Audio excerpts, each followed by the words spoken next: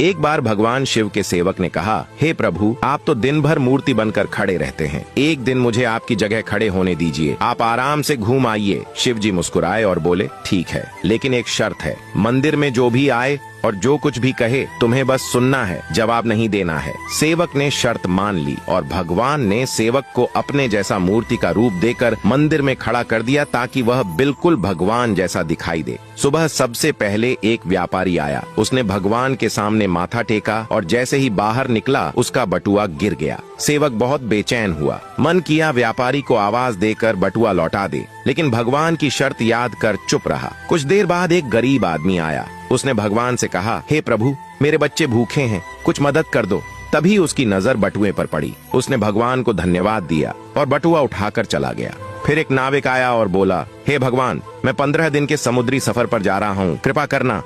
वह जैसे ही बाहर निकला, पुलिस आई और उसे बटुआ चोरी करने के इल्जाम में पकड़ लिया। यह देखकर सेवक खुद को रोक न पाया और चिल्ला पड़ा, ये गलत है, बटुआ तो उस गरीब ने उठाया था, इसे छोड़ो और उस गरीब को पकड़ो। रात को भगवान लौटे तो सेवक ने गर्व से पूरा किस्सा सुनाया, लेकिन भगवान गंभीर हो गए और बोले, तुमने मेरी योजना में दखल दे दिया। वह व्यापारी बेईमान था, उसका बटुआ गिरना उसके कर्मों का फल था। गरीब को बटुआ इसलिए मिला ताकि वह अपने बच्चों का पेट भर सके, और जहाँ तक नाविक की बात है तो उसका जहाज तूफान में डूबने वाला था।